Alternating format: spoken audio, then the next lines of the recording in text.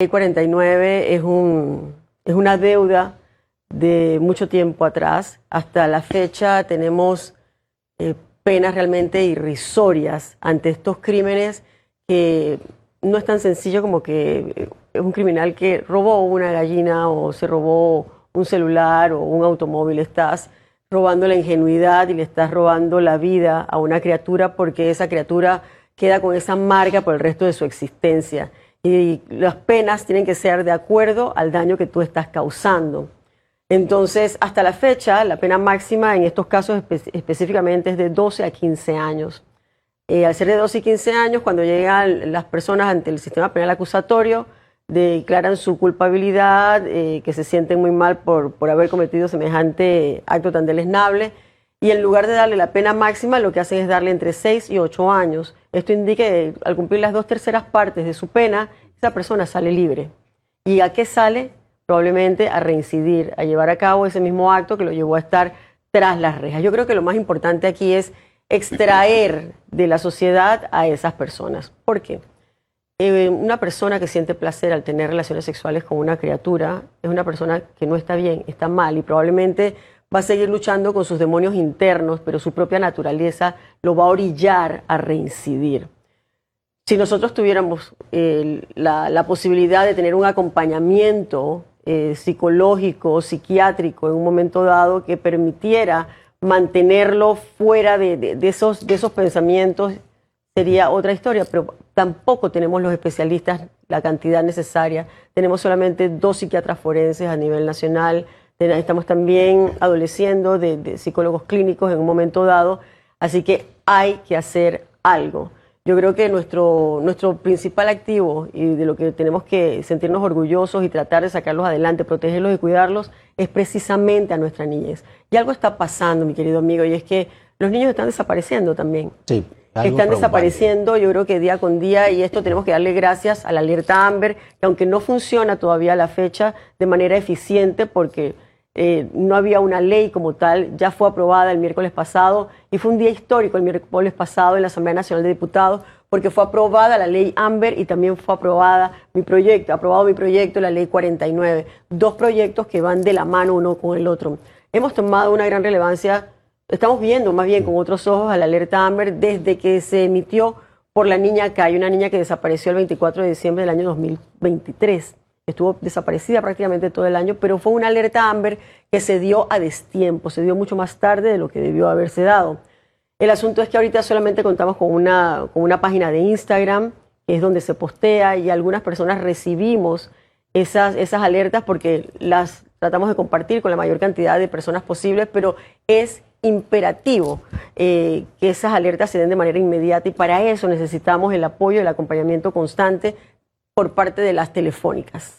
Diputada, volviendo a este tema del proyecto de ley 49, los acuerdos de penas. Yo he hablado de eso en muchísimas ocasiones y siempre he mencionado que no debe existir un acuerdo de pena entre los abusadores sexuales, principalmente contra un menor de edad. Bueno, esa es una realidad, pero cuando hicimos mesas de trabajo, porque bajamos el proyecto a una subcomisión donde estuvo presente el Ministerio Público, la Fiscalía Especializada de Derechos Sexuales, la Defensoría del Pueblo, en fin, todas las instituciones que tenían que emitir su evaluación al respecto.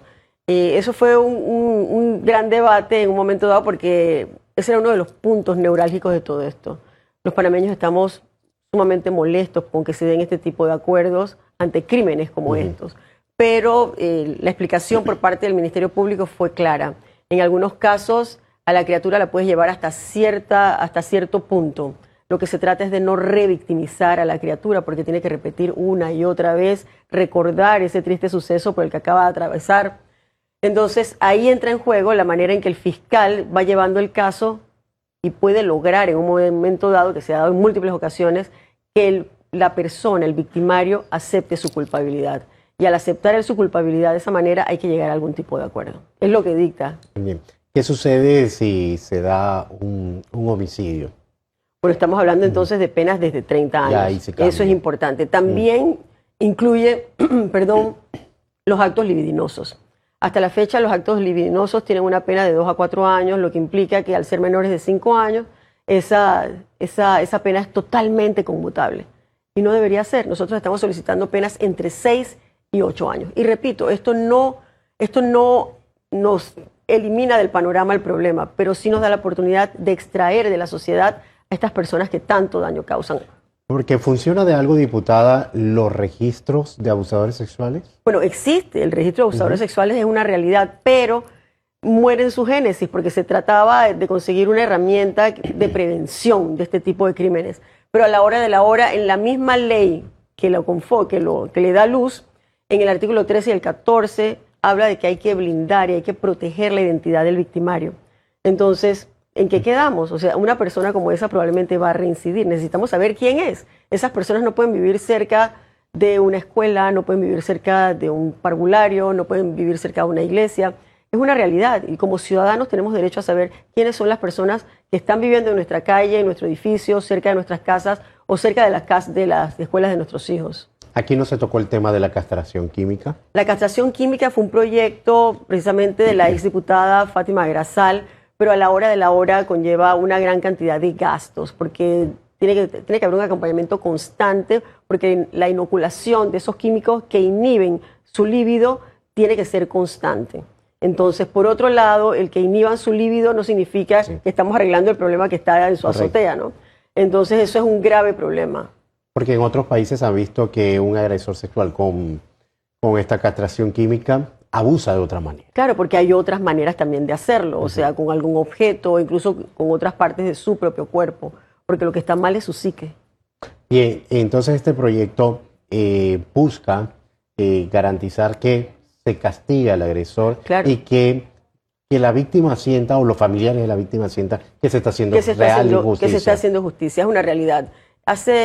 Y es otro tipo de crimen, ok, pero hace unas semanas atrás hubo 2 intentos de secuestro, un bebé que su papá impidió que lo secuestraran, y al día siguiente una pareja trató de secuestrar a una niña de 10 años. Ambos secuestros no se pudieron dar. El bebicito, el papá fue el que luchó para que, y con la ayuda de los linces, no lo secuestraran. Y el segundo, la misma comunidad fue la que se levantó e impidió que este acto se diera. Pero como no se dio el acto en sí, cuando van ante las autoridades, a esta pareja lo que le dan es, la medida cautelar es notificarse una vez a la semana. Y esto yo siento que se cae de su peso. No estamos viendo estos crímenes con la seriedad y con la gran relevancia que merecen. Estamos tal vez mirando para otro lado y es algo que no podemos permitirnos. Es como si el agresor sexual diga, no llegué a cometer el acto. Así es. Pero tuvo la intención. Tenía la intención. Y lo que tenemos que procurar es que no se llegue a cometer y poder extraerlo de